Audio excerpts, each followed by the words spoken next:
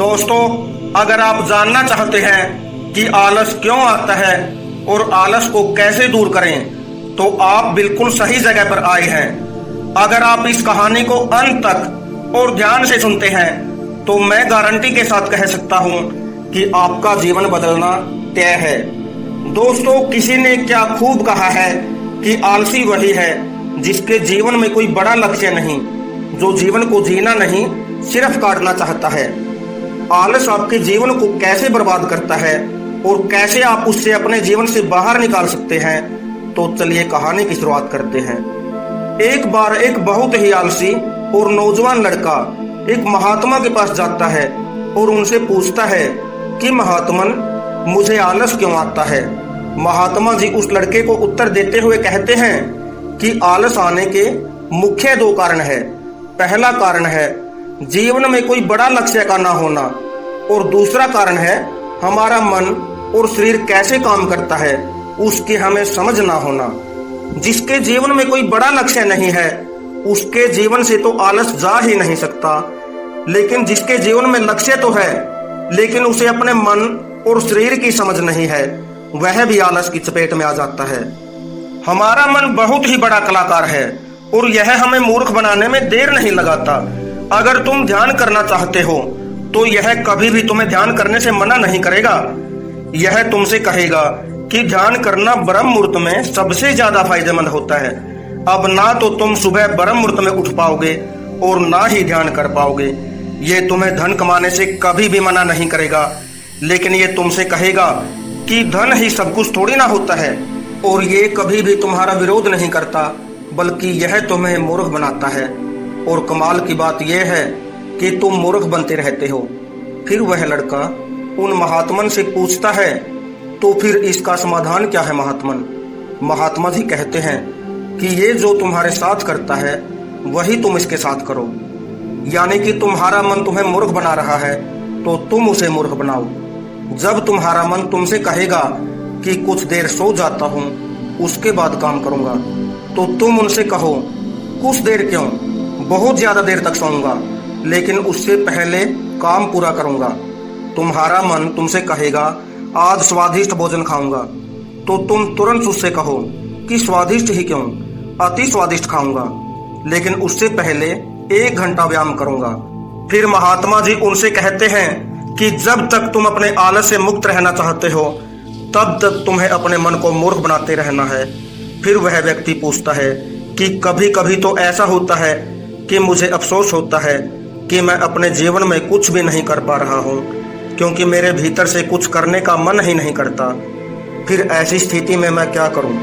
महात्मा जी कहते हैं कि मन को तो तुम मूर्ख बना सकते हो, लेकिन शरीर को तुम्हें समझना पड़ेगा।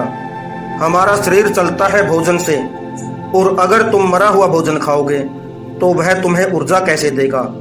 मरे हुए भोजन का अर्थ है कि ऐसा भोजन जो व्यक्ति सिर्फ अपने स्वाद के लिए खाता है, जिससे शरीर का सही विकास नहीं होता, जैसे कि मिठाइयाँ, चटपटा और अधिक मसालेदार भोजन। इसलिए भोजन ऐसा करो जो तुम्हारे शरीर को ऊर्जा दे, न कि आलस, जैसे कि घर का बना हुआ सादा भोजन और फल।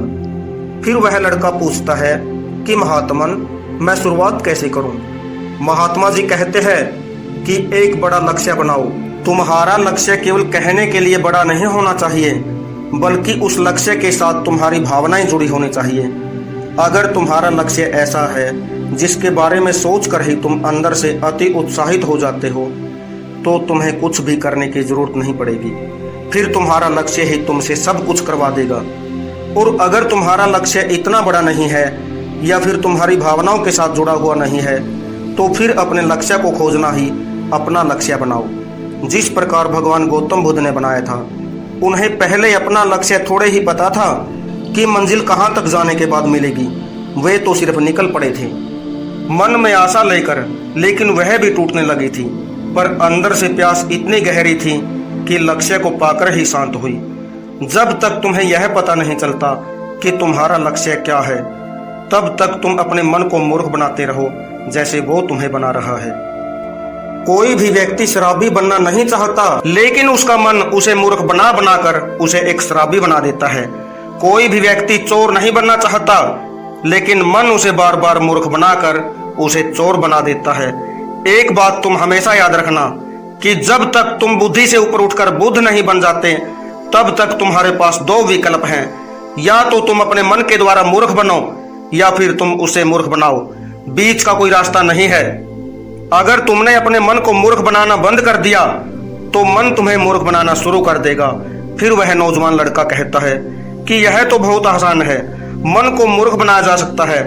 महात्मा जी मुस्कुराते हुए बोलते हैं कि यह आसान भी तुम्हारे मन को ही लग रहा है। मन कब और कैसी चाल चलेगा, उसके लिए तुम्हें जागरूक रहना पड़ेगा। अपनी जागरूकता को बढ़ाओ और जागरूक व्यक्तियों के साथ रहना शुरू करो, या फिर अपने खुद के साथ समय बिताओ। अगर तुम आलसी लोगों के साथ रहोगे तो तुम भी आलसी बन जाओगे, और अगर तुम ऊर्जावान लोगों के साथ रहोगे तो तुम भी ऊर्जावान बन जाओगे, क्योंकि संगत व्यक्ति पर बहुत गहरी छाप छोड़ती है। फिर वह लड़का महात्मा जी से कहता है कि मुझे अपने मन को मूर्ख बनाना अभी और इसी वक्त शुरू कर देना चाहिए। महात्मा जी कहते हैं कि हाँ, सही कहा तुमने। सही समय किसी की प्रतीक्षा नहीं करता। सही समय की प्रतीक्षा करना भी इसी मन की एक चाल है। इसलिए अभी और इसी वक्त से काम पर लग जाओ।